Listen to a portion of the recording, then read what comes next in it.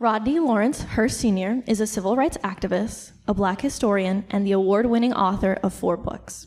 Hurst is a native of Jacksonville and a 1960 high school graduate of segregated Northwestern Junior-Senior High School here in Jacksonville.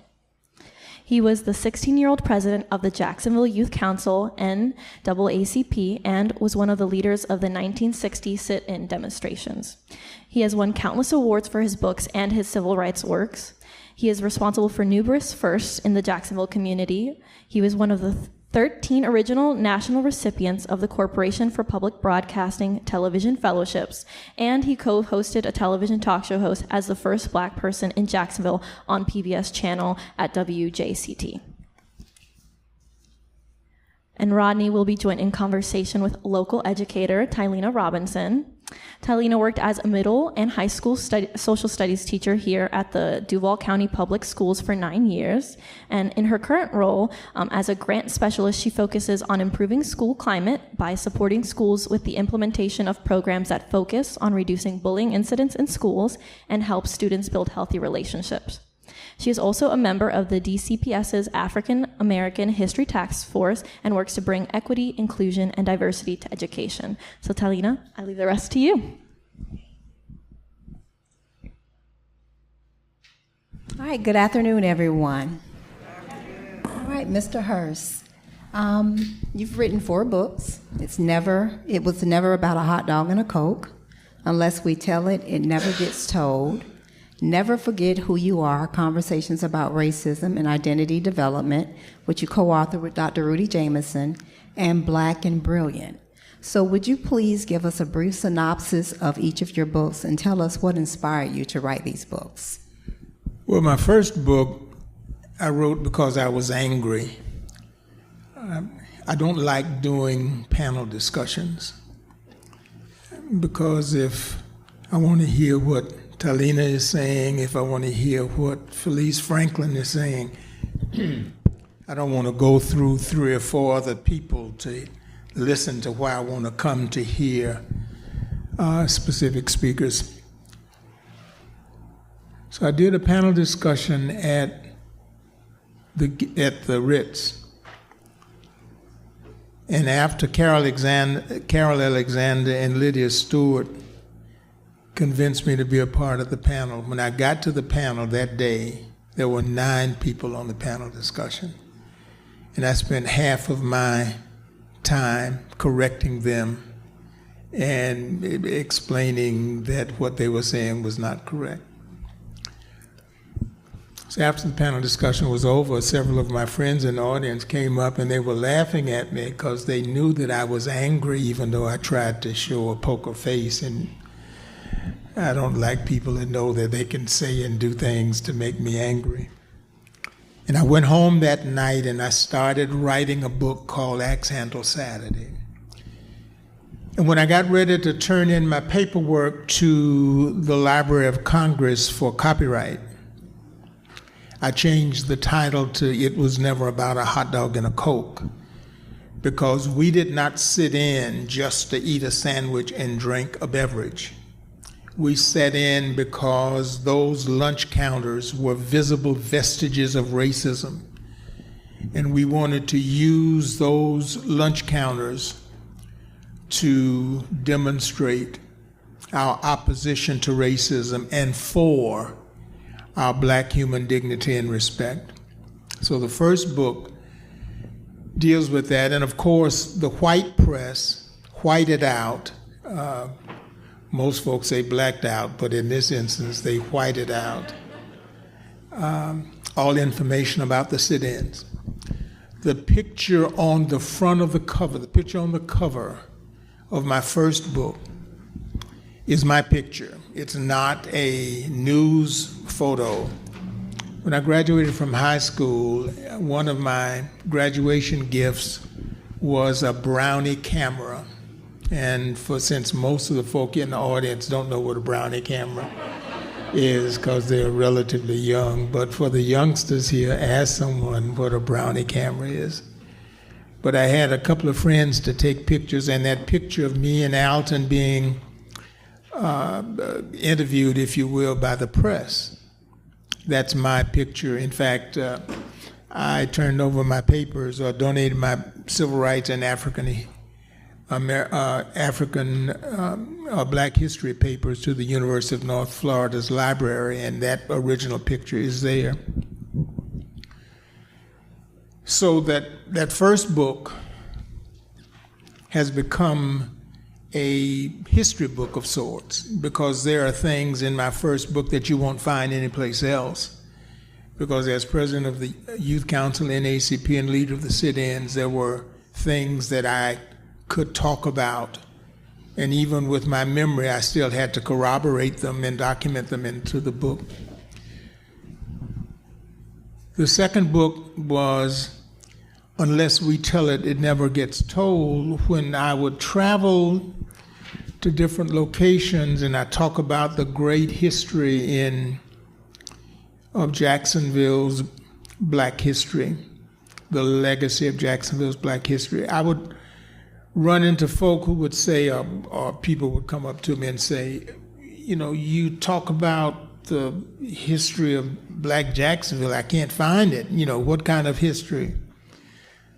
So my second book was going to be Never Forget Who You Are, about racism, but I moved that to the back burner, and then I moved into writing this book about not only Black history and American history and civil rights history, but also how we changed the name of Nathan Bedford Forrest, which I was involved with, and how a member of my church said to my mother one day after Sunday service, "Janelle, you got to do something about that boy. He's making it bad on all of us."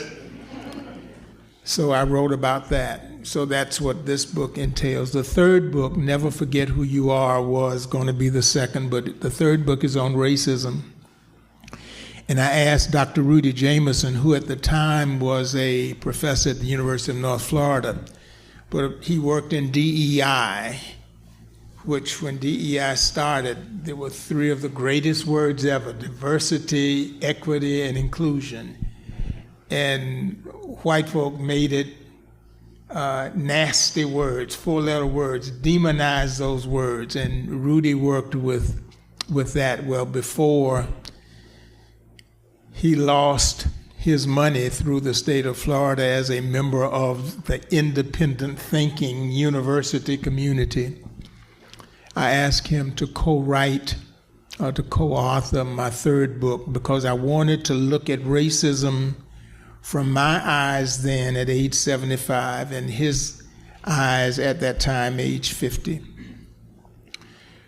My last book, or my fourth book, is Black and Brilliant, because in the midst of everything that was happening as we understand white American Christian racism, young folk today having to deal with not only the banning of American history, but the banning of Black history books, need to understand and internalize why some of these things are happening, and some of the same questions that I asked as a pre-teener. As a young teenager, I started school when I was 5 and I got skipped. So I'm 11 years old in the 8th grade, and my pastor would say, "Favor ain't fair." And for those of you who don't know what favor ain't fair means, then you got to ask somebody.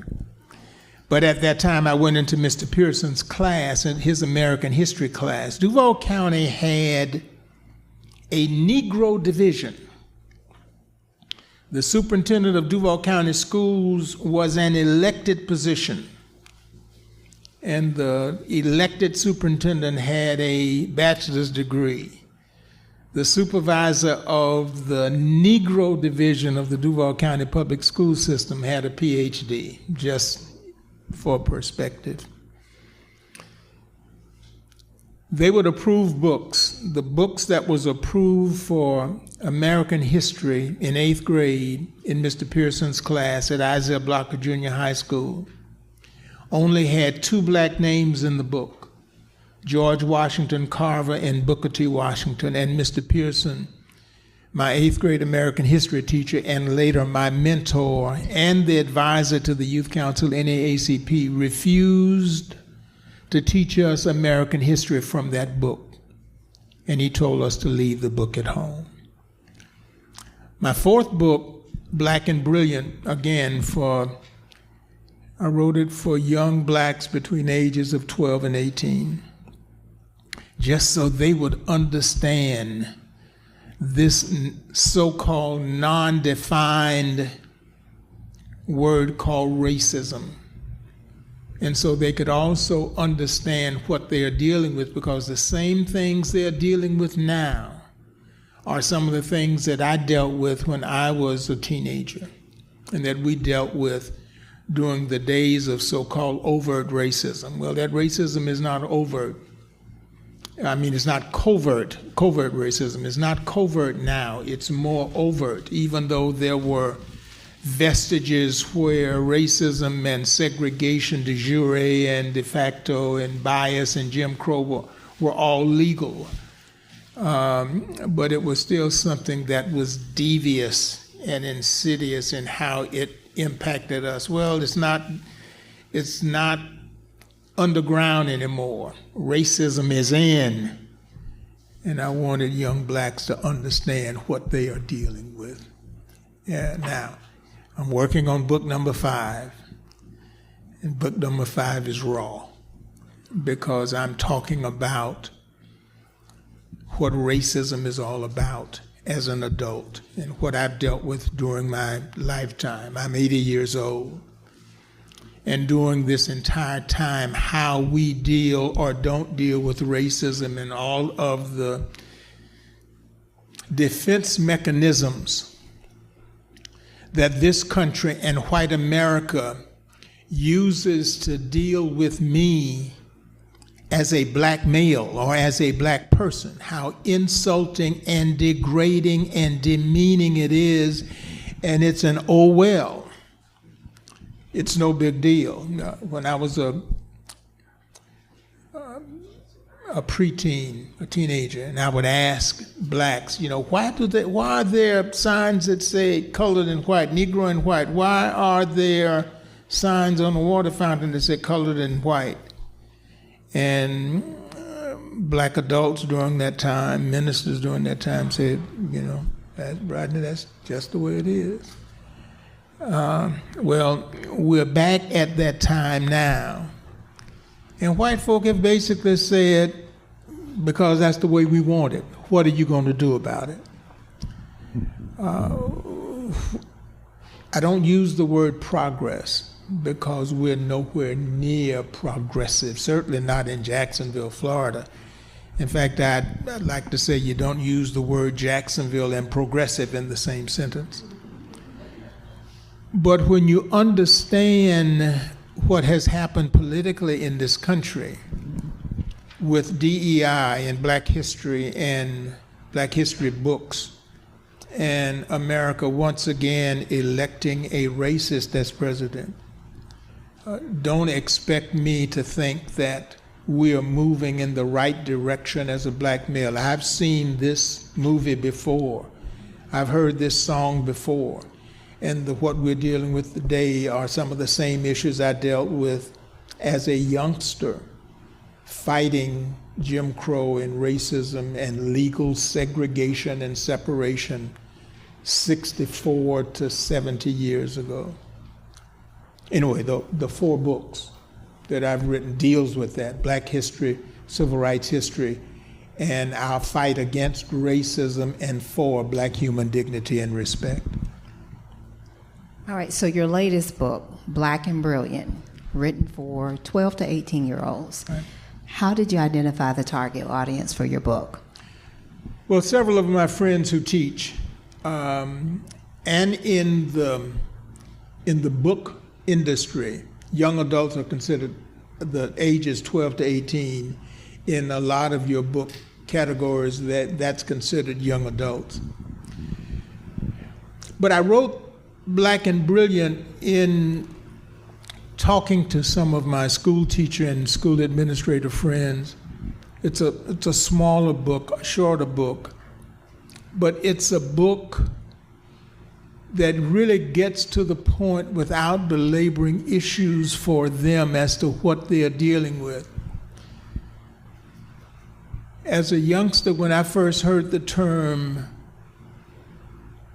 bigotry and discrimination and segregation, and then I kept hearing this word racism, and I didn't understand those terms, even though I saw examples of them every day. You got on the bus, and the sign at the front of the bus says, whites sit from front, Negroes sit from rear. When I talk with some civil rights veterans from Birmingham, in Birmingham, didn't happen in Jacksonville, but in Birmingham, you would get on the bus, pay your fare, get off of the bus as a black rider, and then go to the door at the back of the bus, and the driver would open the door, and then you would gain entrance to the bus from that side door in the back. In Birmingham, they did not want blacks walking through the white section of the bus. So as all of these examples of racism permeated my mind, my thinking, the landscape, what a breath of fresh air it was to go to an American history class with a brave young male teacher who tells me we're going to study American history not from the racist and slanted viewpoints of white historians and white textbook authors, but we're going to study American history and civil rights history, and we're going to write letters to some of the newsmakers who were black. My first book report was on Toussaint Louverture, and the name of the book was The Slave Who Freed Haiti. I was 8 years old. I was in 8th grade, 11 years old. Side note, the first time I went to the National Museum of African American History and Culture, and by the way, just for a shameless plug, I spoke at the museum 3 weeks ago at a social justice forum. But the first time I went to the museum, and they usually advise you to start at the basement and work your way out. When I walked into the basement to look at the exhibits on slavery, one of the first things I saw was a statue to Toussaint Louverture, who led the only successful slave revolt in this hemisphere. I was sold then. I mean, every time I go to, whenever I'm invited to Washington, I tell my inviter, whatever you want me to do, fine. But at the top of the list is you taking me to the National Museum of African American History and Culture. And it's important. In the academic arena, there's a saying that says, if it's not written down, it did not happen. Duval County school system, colleges and universities don't teach black history. When Dr. Jameson was at University of North Florida, and I would speak to some of his classes and graduate classes, and I would tell the students, I'm going to tell you some things that you've never heard before. Keep your iPhones and your tablets and your laptops on, because I'm going to talk about some things and deal with some things that you have been taught as a part of American history that is not true. And when you understand American history, which I call incomplete, dishonest, and racist, how in the richest country in the world, the country with the most abundant riches, that you celebrate the history of the discoverer of America and a person who never set foot in the continental United States, who landed in Hispaniola Christopher Columbus was the first slave trader in this hemisphere, and his son Diego was the first slave trader of black flesh. He went to Hispaniola when he landed there thinking he was in India. When he landed, there were more than 300,000 Taínos, Arawak indigenous people there. There were more than 3 million indigenous people in the continental United States when Europeans came to this country to discover it and then steal the land from the people who were already there. And we talk about Paul Revere getting on a horse, riding from Lexington to Concord, saying, to arms, the redcoats are coming. That never happened. Betsy Ross never sewed the first flag. Benjamin Franklin never put a key on a kite and flew the kite up in the air to have the key struck by lightning, and therefore Benjamin Franklin discovered electricity. That did not happen. We hold these truths to be self-evident, that all men are created equal, that they are endowed by their Creator with certain unalienable rights, that among these rights are life, liberty, and the pursuit of happiness. And when Thomas Jefferson wrote those words for the Declaration of Independence, or in the Declaration of Independence, he owned more enslaved persons than anybody else in Albemarle County, Virginia. Then, of course, he took it a step further. There was one of the persons that he owned, and understand how that sounds. I own you. In an white American institution called slavery, he owned a young lady whose name was Sarah Sally Hemings, who had her first child by Thomas Jefferson when she was 14. She had 6 children by Thomas Jefferson. And the first child at age 14 makes Thomas Jefferson a pedophile. 56 people signed the Declaration of Independence. 44 of the 56 owned enslaved persons. How do you teach American history and include those persons as if they were great persons? Francis Scott Key, an elitist, a slave trader and owner.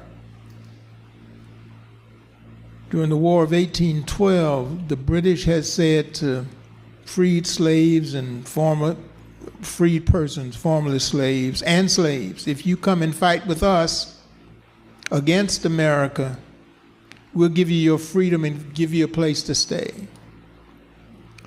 They were called the Colonial Marines. Never read anything about Colonial Marines in any book that I've ever picked up, no matter where I've been.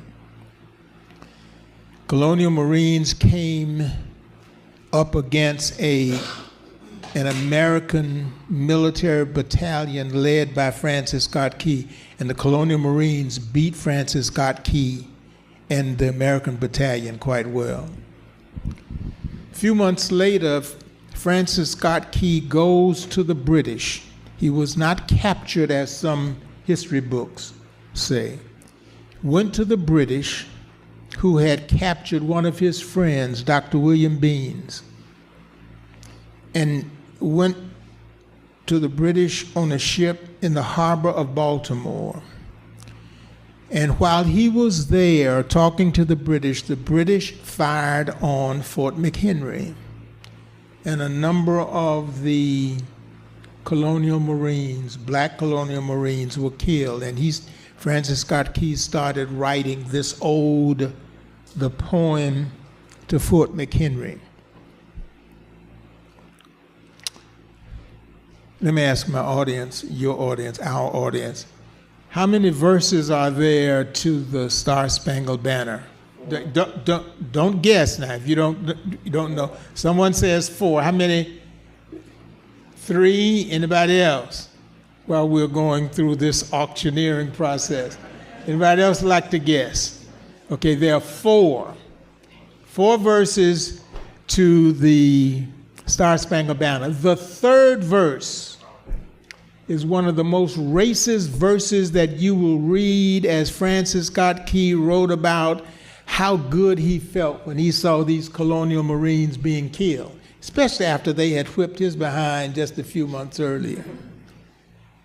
Star Spangled Banner has everything to do with war, nothing to do with patriotism, but is romanticized American history, incomplete, dishonest, and racist American history. And that's what Mr. Pearson wanted us to not be exposed to, or certainly understand the difference. One of my good friends, now deceased, was named James Loewen, Dr. James Loewen, who wrote a book called Lies My Teacher Told Me, Everything Your American History Textbook Got Wrong. In fact, when Jim passed in 21, I was the only non-family member that spoke during his service at the Unitarian Church in Washington, D.C. But Jim would tell me, he said, Rodney, I can say these things and it would have traction. You can say it and it won't have traction. But you keep on saying it, because I'm going to keep on writing about it and saying it. And that's what you have to do. That's why you write. I left a program before I came here today of young people learning about Kwanzaa and understanding what culture means. Culture does not mean instead of, culture means in addition to. America is not a melting pot. It is a big pot of stew where you still can see the meat and the potatoes and the celery and the vegetables, where everyone still has his or her identity. I don't want to assimilate with white folk. I didn't ask for that. I am physiologically identifiable by the color of my skin. That has been the bane of my existence, and that's what white folk have held against me and have considered me property since slavery. So I understand my culture. My history did not start with slavery. You know, Africa is not in Europe. The greatest continent in the history of the existence of the world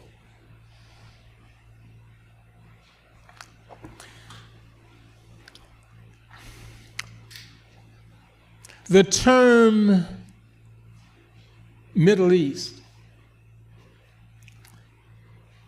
is not a geographical term. The term Middle East is a political term. In the press, and when we talk about the Middle East, when we say what's happening in the Middle East, what's happening in Jerusalem, what's happening in Israel, what's happening in Gaza, we say that's in the Middle East.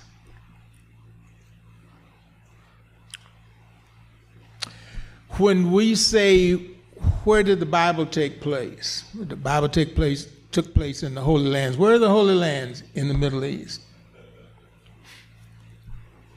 If I ask a group of folk, including this group here, to identify and show me on the map where the Middle East is, we'll find and we will document that the Middle East is in and around the continent of Africa.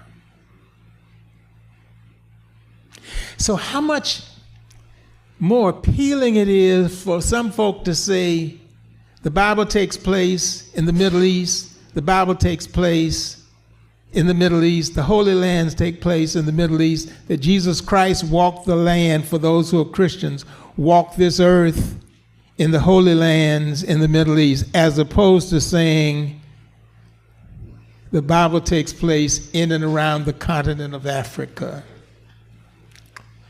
That Jesus Christ walked this earth in and around the continent of Africa. That the Holy Lands are in and around the continent of Africa. For you biblical students, and I'm a Christian, but for those persons who are scholars of the Bible, when an angel went to Joseph in a dream or vision and said, take Mary and Jesus and go to the country of Egypt and hide out there until I send for you, because Herod is killing the firstborn.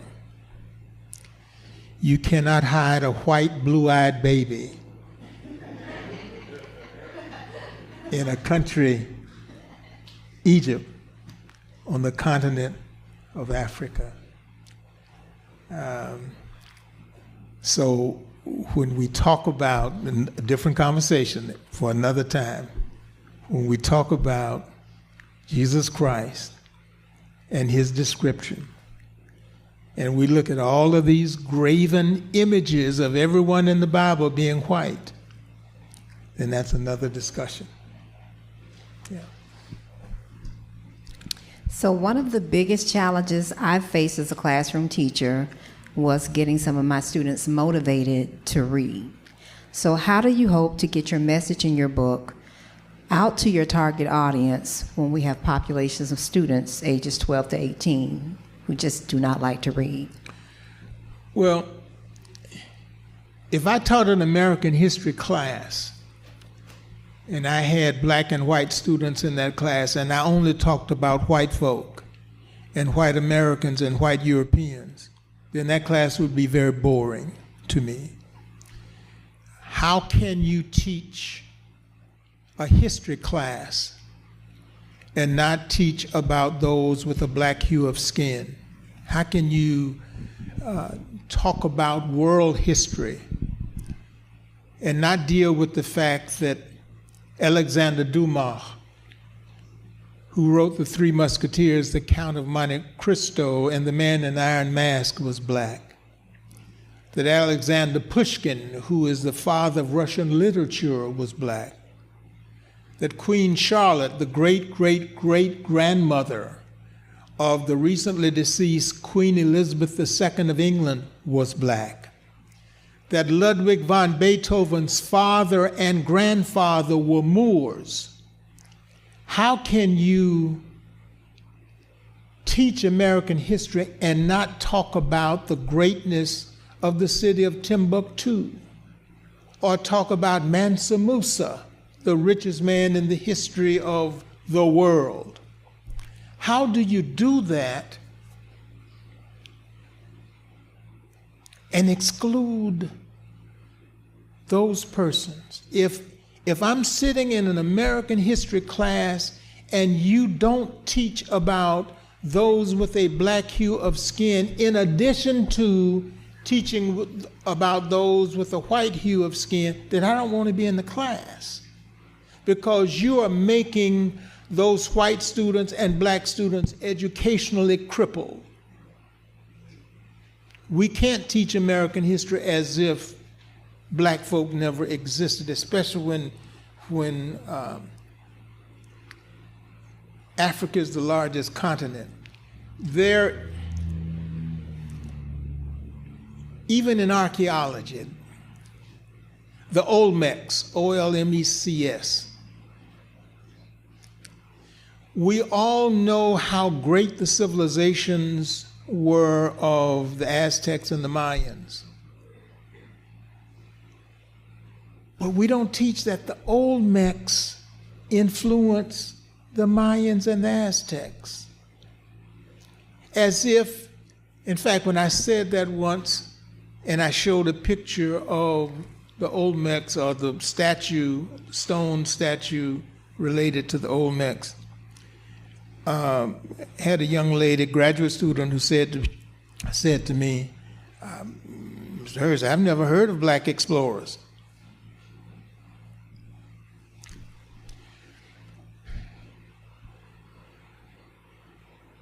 When you understand that with all the technology we have in this country, we don't know how pyramids were built, how the Sphinx was built, how obelisks were built, and you mean to tell me you don't think that the people who built those would not know how to build boats and ships to sail the oceans?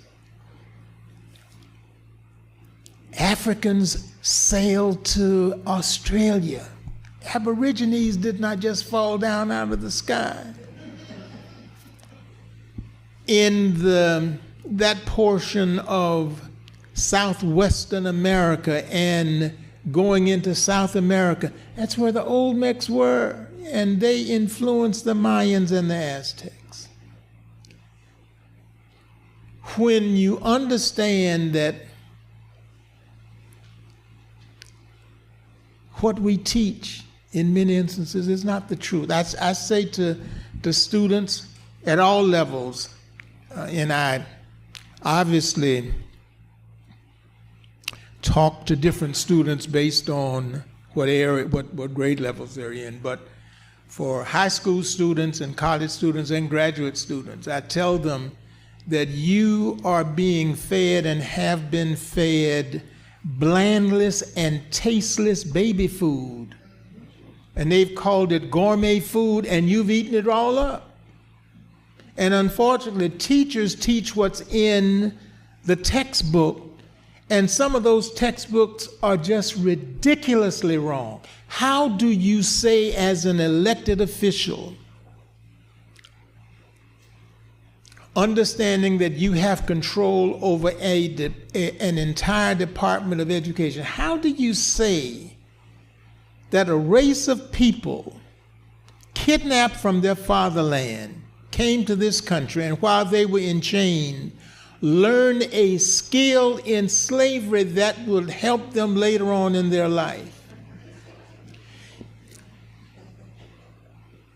I met years ago, Jacksonville's sister city is one of Jacksonville's sister city is Nantes, Nantes, Nantes, France. Nantes, France was the richest city in the world during the slave trade. They had fleets of slave ships that came equipped with goon squads to kidnap Africans. In the 1840s, France denounced slavery, outlawed slavery, and Nantes bought a castle from the Duke of Brittany, and they made it into a museum. And they came to Jacksonville several years ago, and I had an exhibit up at the University of North Florida, and they wanted to see the exhibit. They apologized for their involvement in slavery. They felt that they thought it was incredulous that this country has never apologized for slavery. But that's the history of this country.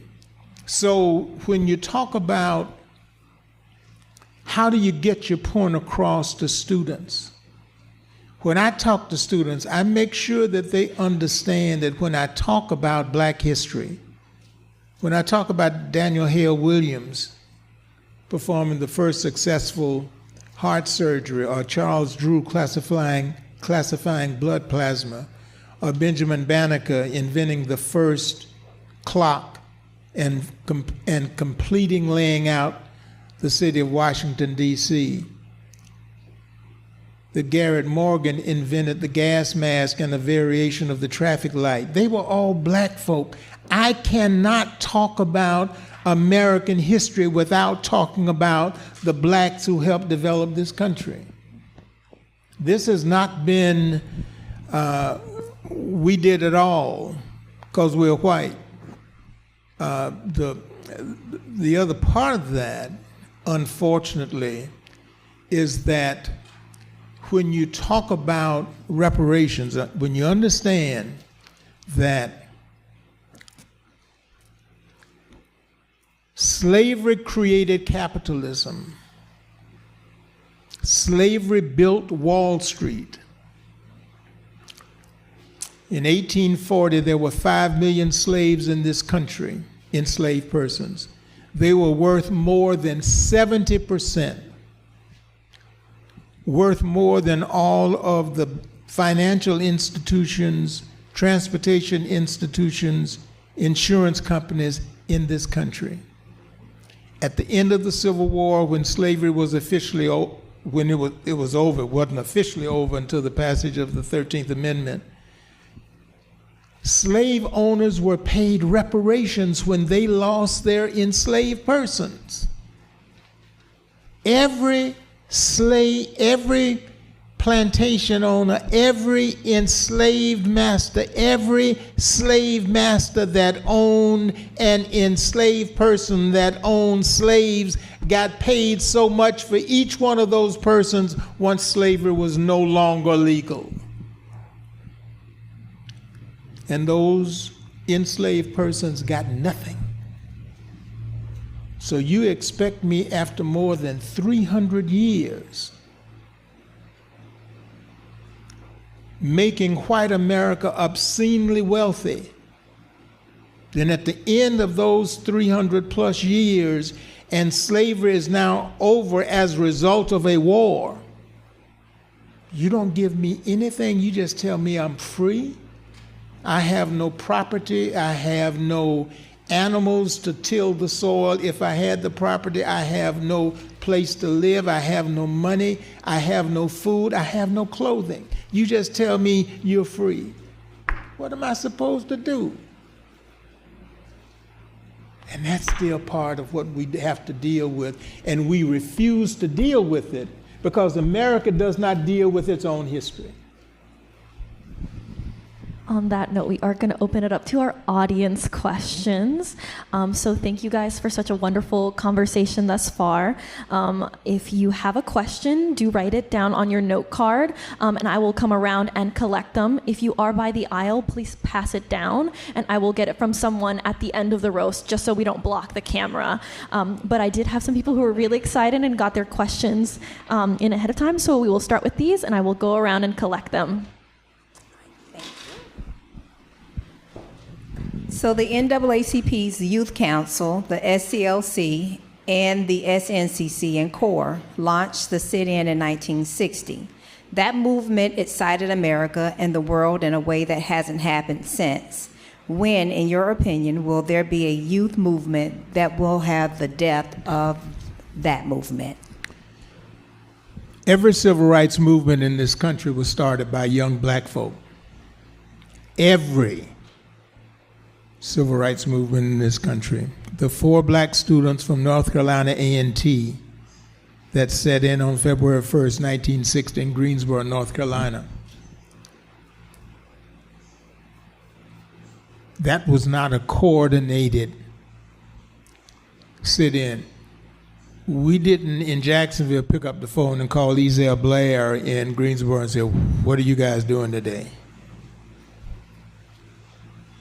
Once they started, then other students set in. 35 sit-ins throughout the South, mostly college students. We were still in high school, most of us in Jacksonville.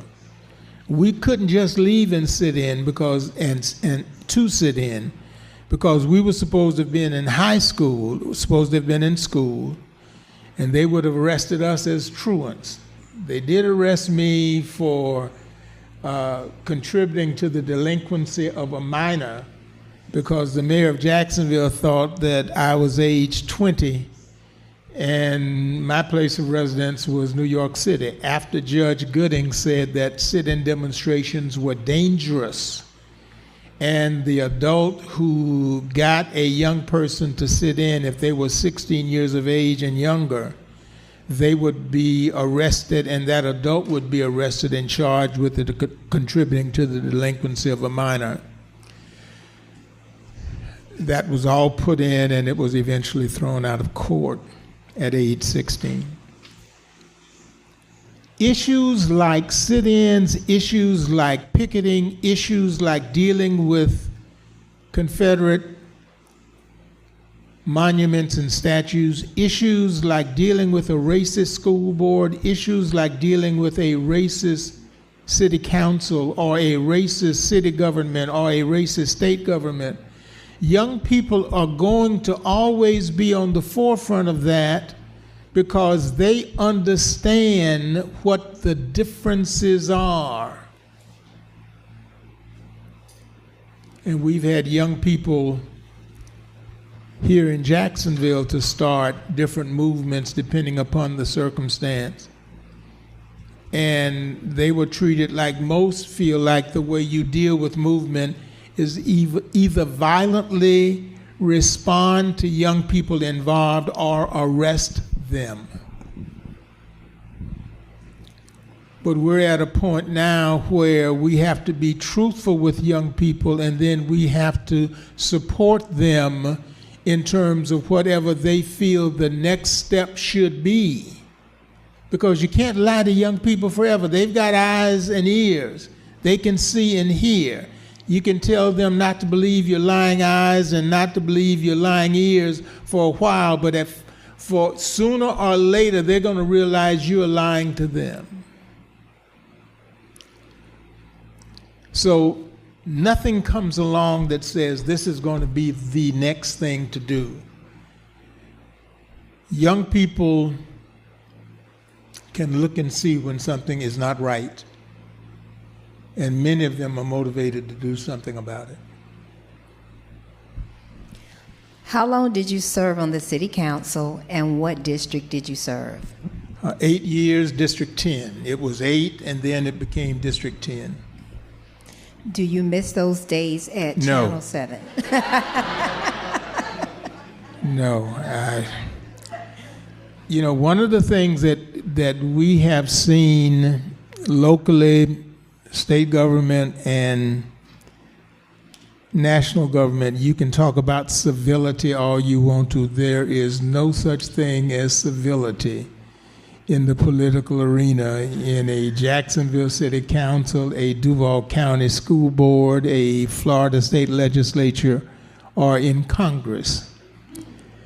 Some of the things that you see happening and the way folk talk to each other, it's very easy to see why young people don't have the kind of respect that you would expect them to have. We don't respect each other, and we're not civil with each other.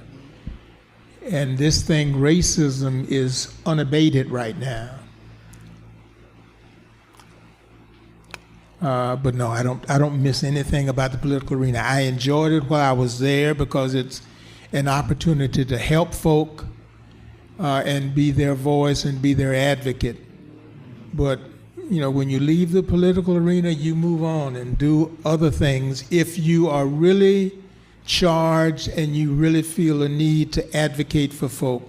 Like I tell people, when I advocate for who I am because there's a black face looking back at me in the mirror, that does not mean I'm anti-white. That means I am an advocate for who I am, and I understand that there is a difference. Who is your publisher, and approximately how much does it cost to print a book? Well, if you are a celebrity,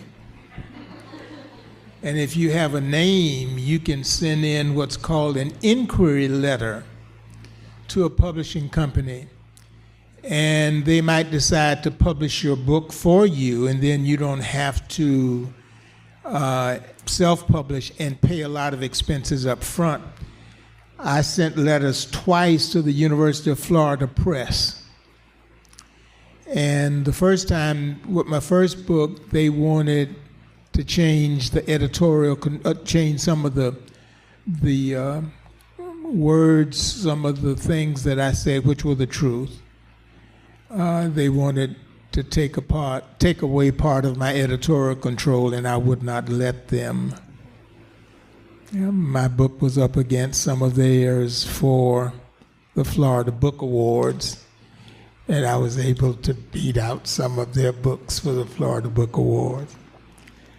But it's much easier if you can get a publishing company to put you under contract. You don't have to pay an editor to edit your work or someone to design your book cover or to proof your work. Those are expenses that you have to bear if you are self-published. And if you're thinking about writing a book, understand what the expenses are going to be. And the key part of writing a book, after you have written your manuscript, don't think about anything until you have completed writing your manuscript, and you'll know when you're through. don't then call your English teacher to have her or him edit your manuscript. Get someone who is a professional editor, and they charge you by the word.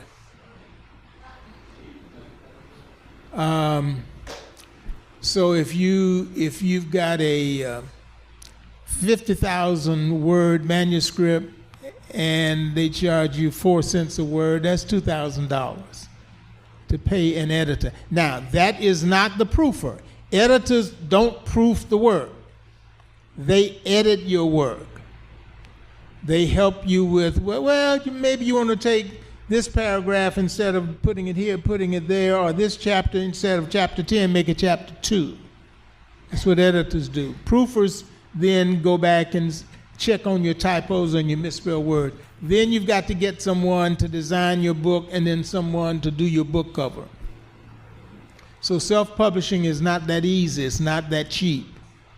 So the best way to go is if you can get a publishing company to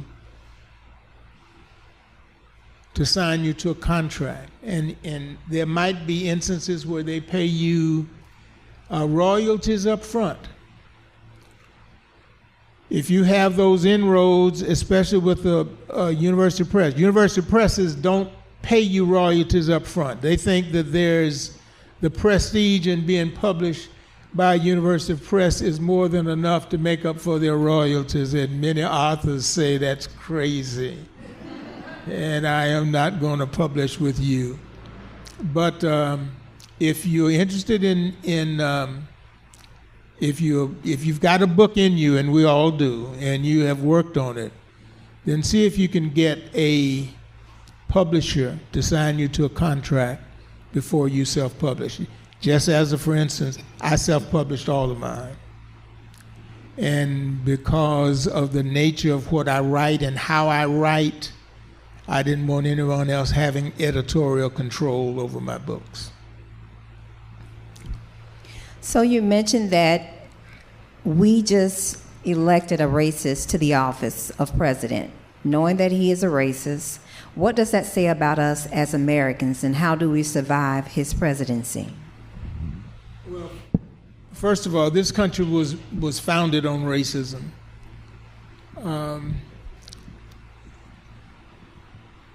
And to whatever degree you want to debate that, you don't justify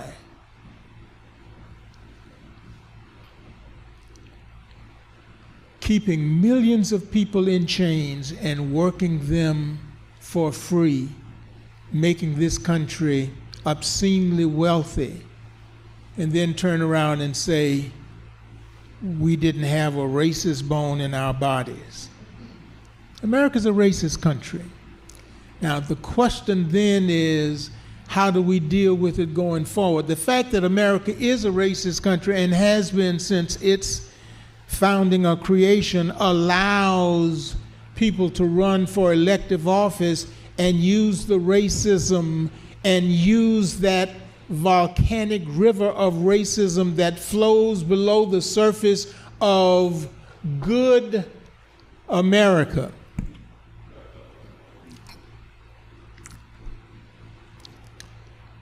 When the scribes and the pundits and those analyze the most recent presidential election, there's only one conclusion that you can have, that I have as a black person, as to why the person who was elected president was elected president. He dug into that river of racism.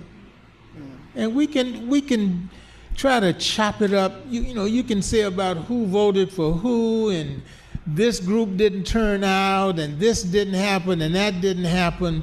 The bottom line is, if America did not want a racist president, America would not have a racist president. America wanted a racist president, so America got a racist president, even after knowing what the 4 years previously of this president would do. But we've been through this. the president-elect is not isolated. Some of the persons who are considered great presidents, Woodrow Wilson was one of the most racist presidents we had. Andrew Johnson, one of the most racist presidents we had. So this country has survived some of these presidents. Ronald Reagan, one of the most racist presidents that we've had. And when Tim Wise, the very famous white anti-racist, said, if you want to know about racism in this country, don't talk to white people. Talk to black folk. So when I tell you something is racist from my vantage point, I am a victim of that racism. I am from that shithole country that the president talked about. Or when he told 4 black elected officials to go back to where they came from. So when I internalize that as a black person, you can't defend that. Not that I would try, but those who try to defend racism means that you are in part a racist too. So we need to understand that. And all of these little games that we play, going to an NAACP breakfast does not fulfill your dealing with racism. Going to an Urban League luncheon does nothing for whatever you need to do to show that you are a good American. And until and unless America does something about its racism, things ain't gonna get no better. The problem with a racist is not just a racist. A racist is also a sexist, a misogynist, a xenophobe, a homophobe, and other things that you can throw into that too. So if you think that just electing a racist is going to just hurt me,